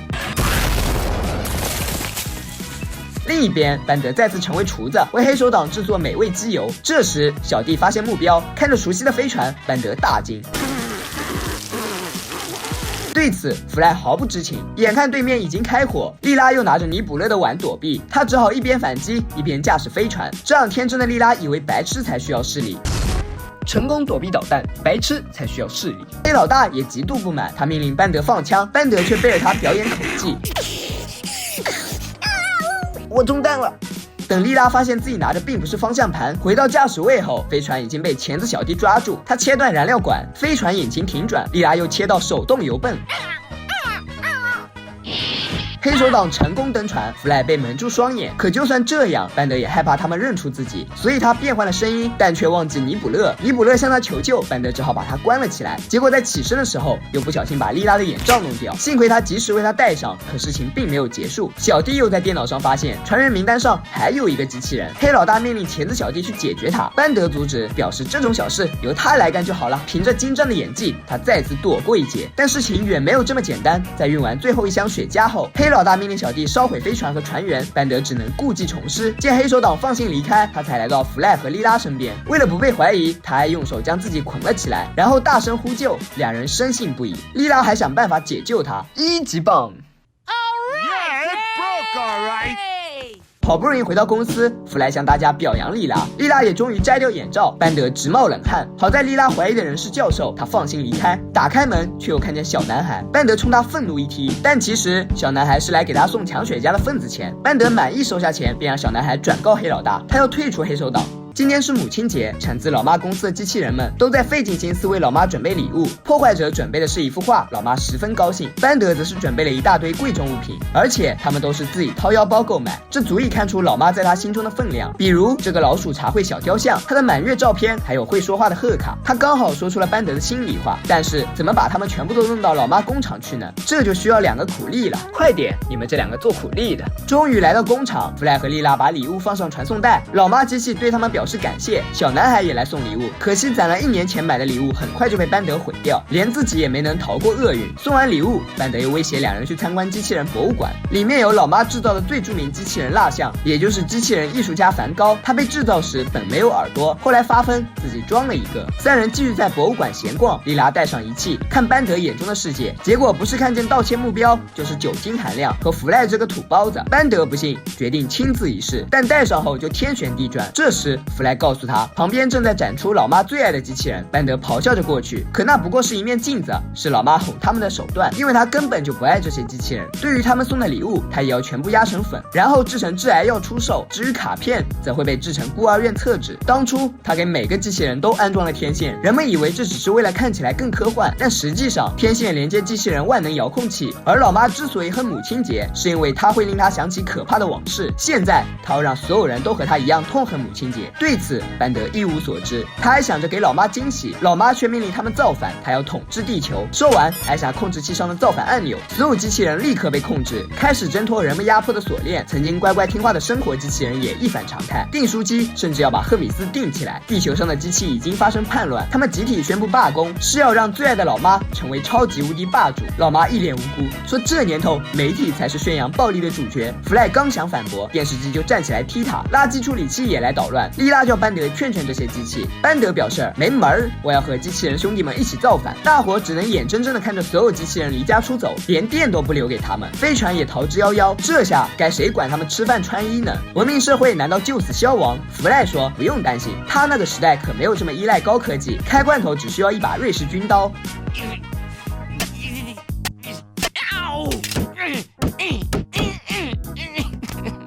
大街上已经乱作一团，人们哭声四起，老妈开怀大笑。而造成这一切的原因，还要从那段可怕的往事说起。70年前的一个母亲节，老妈被唯一爱过的男人甩了，从那以后，她再也没有见过他，并表示如果再见到，一定会让他生不如死。另一边，大家开始过起了原始生活。弗莱依然没有打开罐头。教授发明石刀，突然老妈的手下走来，众人保护火种。三人说明来意，他们主要的目的是希望教授跟老妈和好。大伙吃惊，原来教授以前是老妈公司的一名研究员。年轻人干柴烈火，现场犹如天雷勾动地火。于是他们恋爱了。老妈也是教授第一个爱人。可是好景不长，两人竟然因为一个儿童玩具发生争吵，教授因此甩了老妈。所以只要他现在与老妈和好，老妈就会阻止机器人造反。但是教授却不同意。眼看机器人越来越失控，人类将于今晚灭绝。莉拉想到一个万全之策，她让教授假装与老妈和好，然后借机拿到控制器关掉机器人。虽然有点卑鄙，但是也没有办法。教授大义凛然，世界的未来将取决于他和老妈的第二春。计划正式开始，手下先把老妈带到北郊的小木屋。弗莱制作拉车，拉着众人到达目的地。为了确保万无一失，他们还准备了鲜花和香槟，但教授还是遭到拒绝。好在他早有准备，用脚抵住了门。老妈最终被打动，教授成功迈出第一步。进屋后，老妈问他这些年来都在做些什么，他回答搞发明、折腾快递小队和饲养原子怪兽。两人愉快交谈，一切都进行得很顺利。教授终于看见控制器，可他却忘了正事儿。时间1分1秒过去，机器人已经打到门外。大伙只好躲进屋。老妈也意识到事情的严重性，她准备关掉控制器，但控制器在电扇上，他们根本拿不到。这时班德出现，老妈命令他拿控制器，班德拒绝，他的眼里只有酒。赫卡却表示酒是资产阶级的迷药，班德因此永别战友，帮助大家拿到控制器。造反控制成功解除，机器人再次成为人类的好朋友。艾米恭喜教授，老妈识破计划，教授黯然离去。尽管拯救了世界，两人却还是没能和好。不过教授会用独特的方式一直爱着老妈。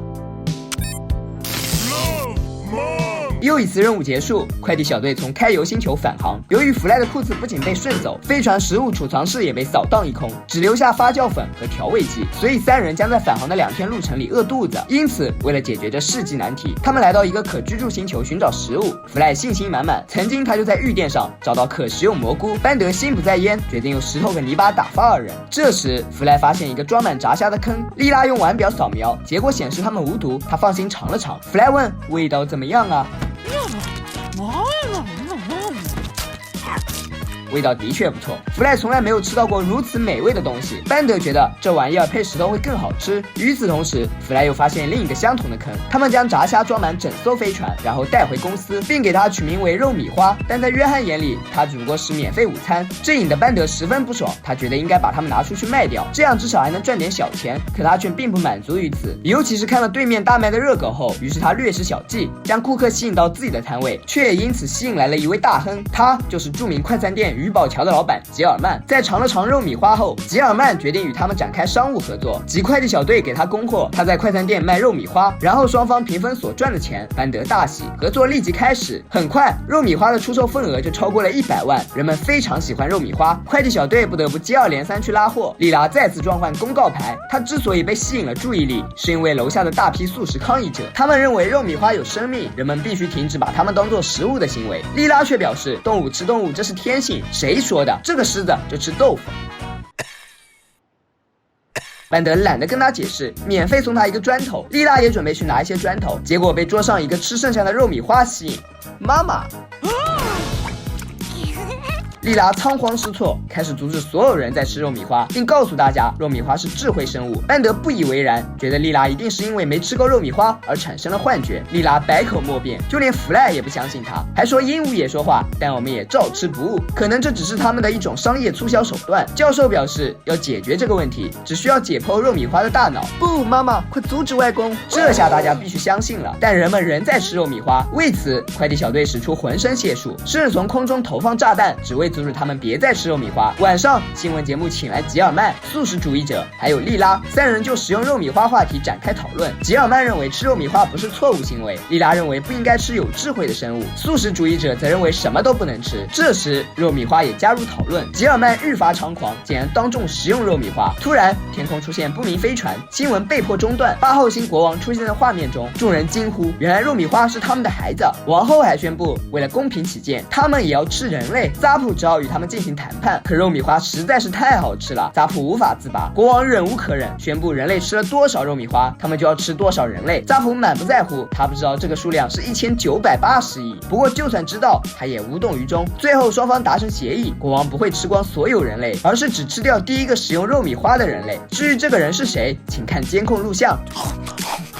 更可怕的是，这一幕还会被全世界的人观看，而如此残忍的画面，当然是由于巧宝赞助播出。8号新人已经上台，莉拉被关进笼子，班德十分不舍，莉拉却不想被同情，他愤怒指责二人。扎普英雄救美，决定来个狸猫换太子。狸猫就是巨大丑陋的猩猩，为了让他更加贴近莉拉，基夫还给他弄了个假发。可是，在大家的配合下，国王果真成功被骗。可就在莉拉快要得救的时候，素食主义者却对国王说出了真相。王后亲自验证，这的确是只猴子。莉拉还是被推上台。国王把它放进口中，忽然一个声音传来，是肉米花。他跳进莉拉口中，以此来威胁国王。他表示吃可以有很多种原因，但复仇绝对不是其中一种。更何况莉拉是他的朋友。国王也终于想清楚，他放过莉拉，把目标转向了素食主义者。莉拉感谢小家伙，希望他像妈妈一样经常想起自己。小家伙却回答，他们族人长大后都要吃掉妈妈。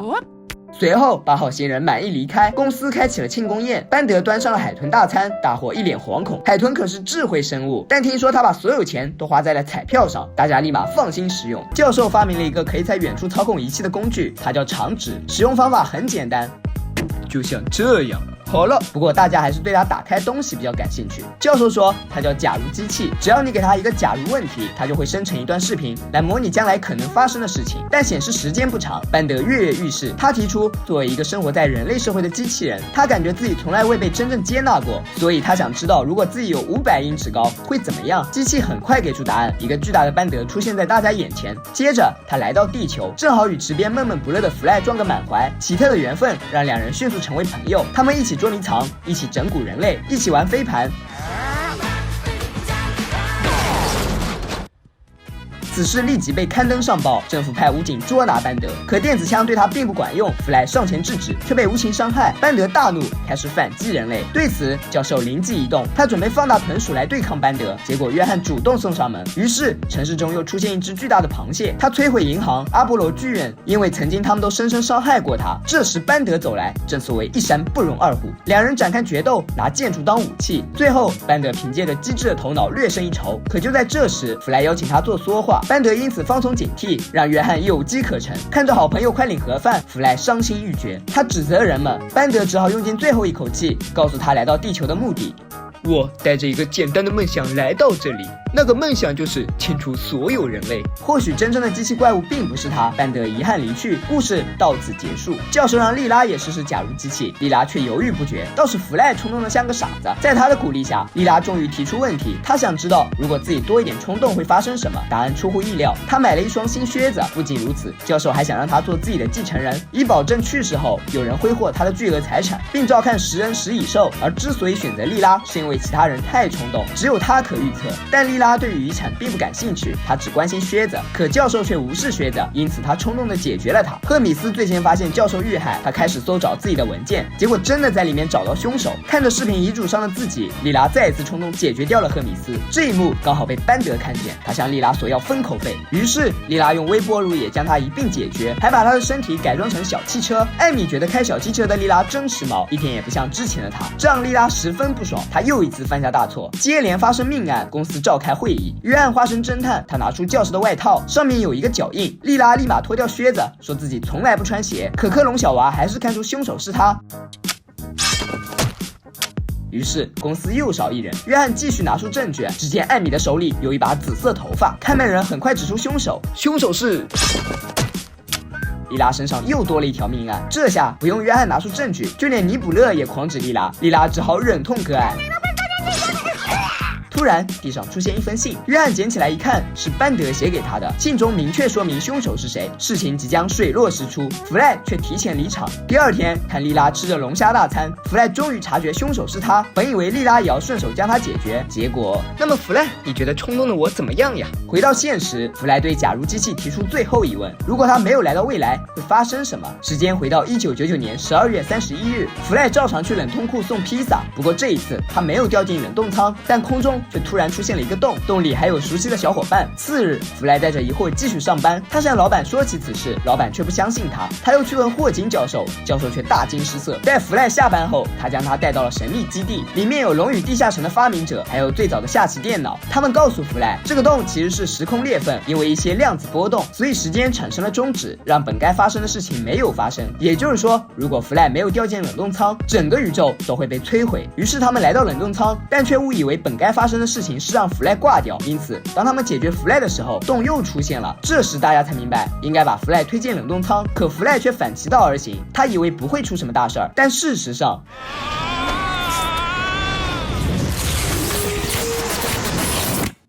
如此荒诞的故事让教授都看不下去了，他毁掉假如机器，觉得还是长指靠谱。而这一切其实也都是他如果发明长指以后才发生的故事。可惜世上没有如果，假如机器再好，也只是一个机器。小卖部，弗赖对大粉猪情有独钟，看着前面的军人已经结完账，并享受了5%的军人优惠，弗赖也想浑水摸鱼。虽然口香糖只卖49分，但售货员一眼就看穿他的伎俩。班德说这是赤裸裸的歧视，对此售货员两人十分不满，立刻来到地球军征募中心，希望通过参军获得军人的优惠，然后在购买口香糖后立马退出军队。谁知刚签完合同，战争就来了，二人不得不奔赴战场。小伙伴前来送行，为了不让他们在离开的时候担心工作，赫米斯忍痛解雇二人。莉拉不想他们轻易丧命，向扎普提出应征，可军队不招女人，这让扎普也很无奈。不一会儿，飞船启动，战士们前途渺茫，大粉猪也徒有虚表，里面全是骨头。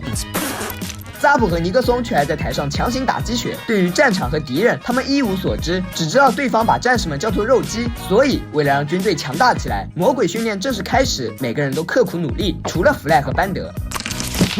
他们跟另一位新兵比起来，简直就是搞笑担当。出色的新兵也引起了扎普的注意，他上前跟他打招呼，结果却换来一记响亮耳光。但扎普并不生气，同为男人，他当然知道荷尔蒙的威力，况且这手既结实又柔软的像出生的婴儿。他表示这是他服役这么多年来见过最好的新兵，他给军队带来了希望，还有一些让他深感困惑的感觉。自此以后，扎普对新兵产生浓厚兴趣，就连尼克松说熊猫被竹子淹死，他都无动于衷。这时，弗赖和班德走进新兵，他们想和他共进晚餐，新兵果断同意。但吃饭嘛，怎么能少得了八卦？比如说女朋友，弗赖感觉莉拉就很像他的女朋友，新兵惊慌，他觉得那女孩一定很可爱。班德却说可爱也不关你的事，你只是个粗鲁的大老爷们儿。他还想继续恭维，新兵却阻止。接着扎普到来，他邀请新兵看有声书。正说着，警报响起，新兵请示离开。Don't talk.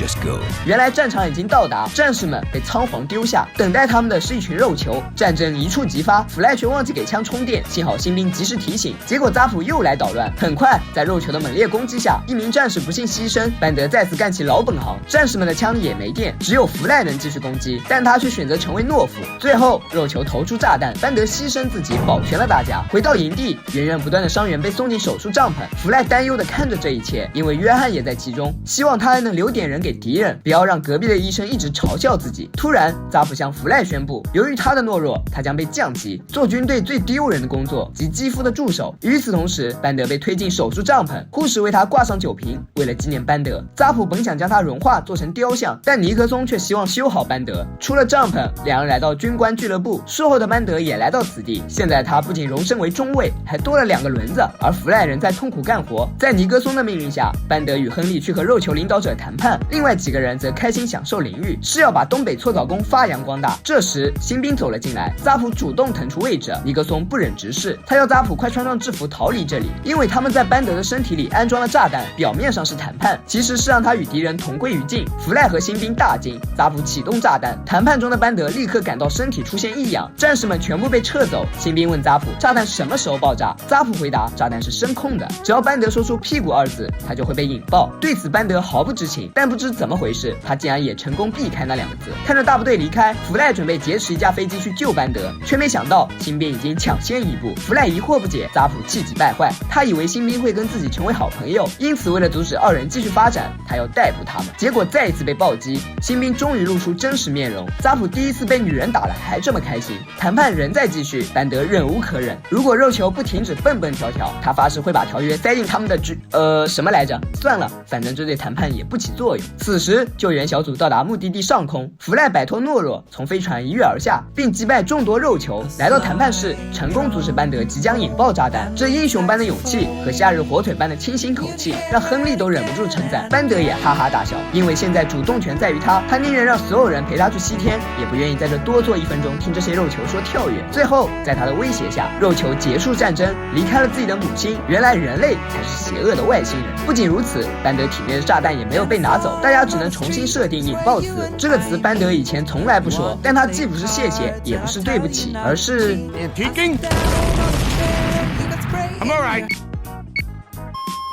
班德的叔叔不幸去世，班德却还在进行高歌。这时赫米斯带来大家的来信，有艾米的内衣购物目录、弗赖的亲热天堂、莉拉的内裤宣传册和班德的黑边信封，这表示他认识的某个人已经去世。班德希望那个人是自己的死对头，可打开才发现这个人竟然是叔叔。信中还写明天将会在家族城堡举行葬礼，遗嘱也会在那时公布。班德邀请众人一起参加。第2天，大家准时来到机器匈牙利王国。班德想让村民带路去城堡，村民却大惊失色，只因那里发生过不圣洁的事情。教授不屑一顾，他才不会相信这些无聊迷信。村民反驳：“那你知道机器人会走路和说话的秘密吗？”“当然，电路图就在你的机箱里画着呢。”但村民依旧相信迷信。为了让众人也相信，他将他们带到城堡。城堡里，葬礼已经开始，叔叔尘归故土。接下来，律师宣读遗嘱，尽心尽职的管家只获得1点工资，而废柴儿子获得全部财产，总共是1000万。至于侄子班德，将会获得这座城堡，但前提是他要在那里过上一夜。大家只好照做。晚上，外面电闪雷鸣，城堡阴森凄凉，数不清的蜘蛛肆意乱动，临近的墓园冷清又悲哀。班德却感觉良好。咋的了？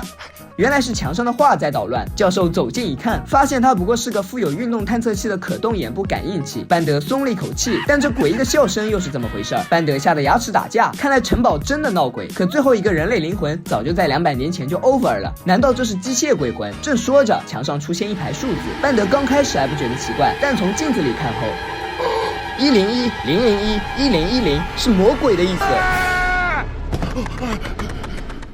结果跑到走廊，又碰见叔叔和族人的鬼魂，他们还邀请他一起去西天。为了解开这一谜团，大家来到墓园，挖开所有的坟墓。原来由于这些机器人没有被埋在合理静电屏蔽的棺材里，所以他们的程序通过旧调制器泄露在电线中。鬼魂其实是全息投影图。可怜的班德仍不知情，他继续暴走，以为跑出城堡就会安全，却还是被一辆汽车无情碾压。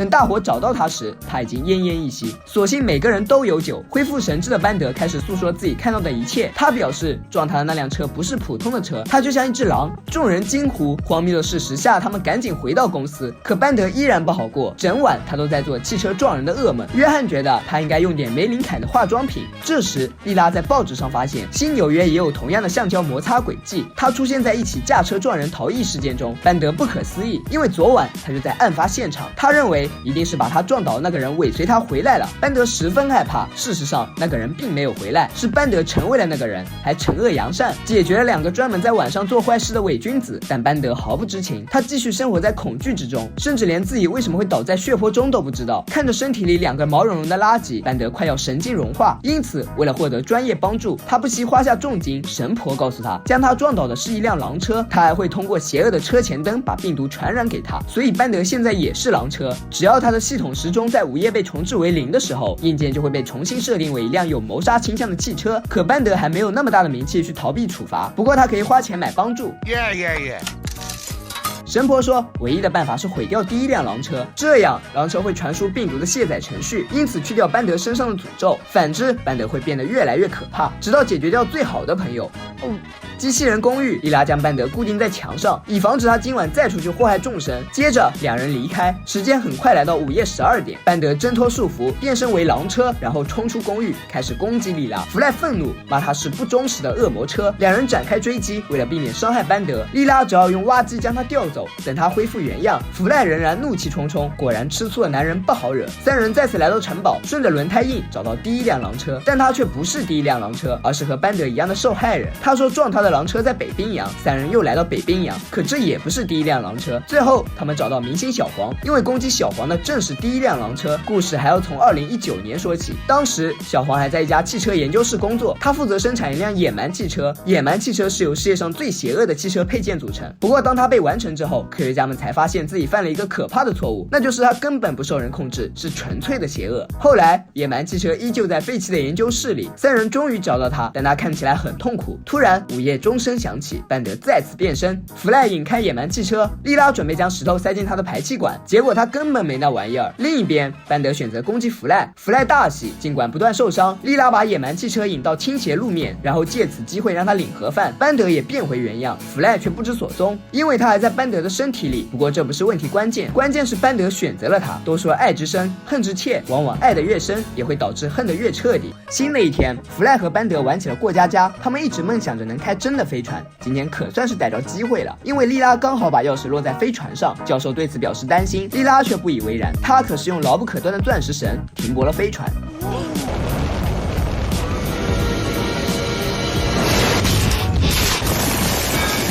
2人玩得不亦乐乎，丝毫没有注意到公司也在跟着摇摆。他们飞过金门大桥、长城和比赛斜塔，最后回到公司，一切看似天衣无缝，但其实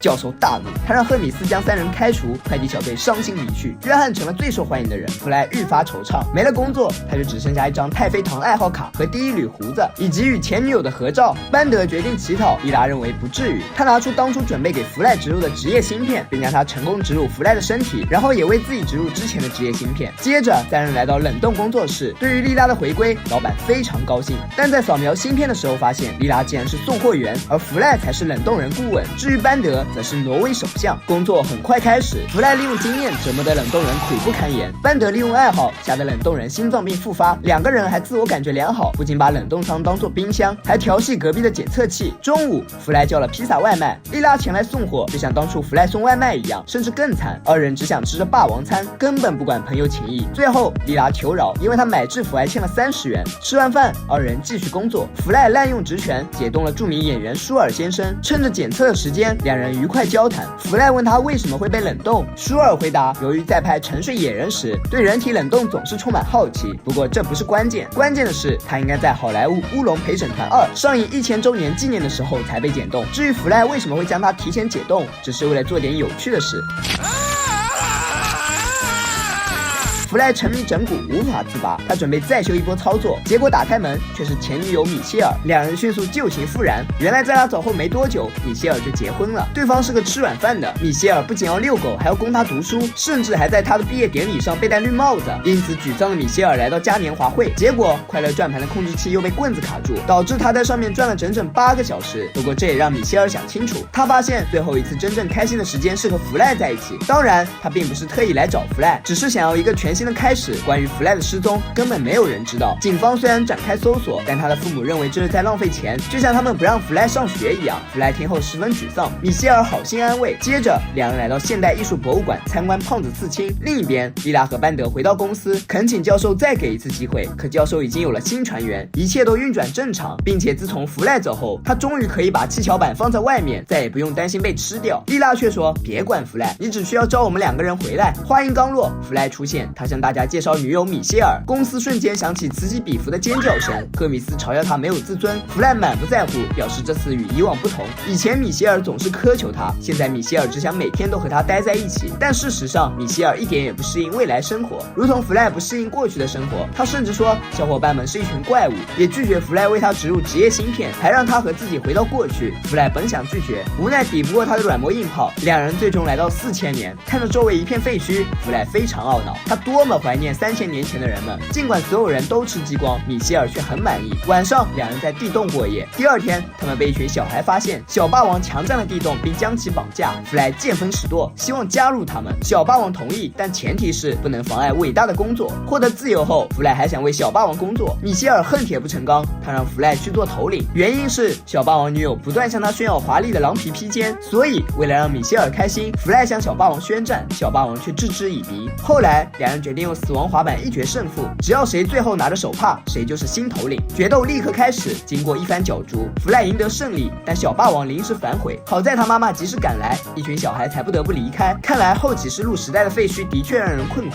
米歇尔再次嘲笑弗莱是失败者，弗莱反驳，至少3000年的他不是。他离开米歇尔，独自一人在废墟中行走，好不容易来到市中心，却意外看见小伙伴。原来这不是4000年，是3000年的洛杉矶，他们也才被冷冻了2天，只因为误入舒尔的冷冻舱，所以小伙伴们负责把他送到电影放映室。而当人们发现弗莱不是舒尔后，就把他和米歇尔扔到野地。弗莱不敢相信，毕竟这里的人都那么虚伪，没有人学习，什么东西都放上香菜。不过下一秒他就相信了。米歇尔，亲爱的，咱俩没戏了。弗莱。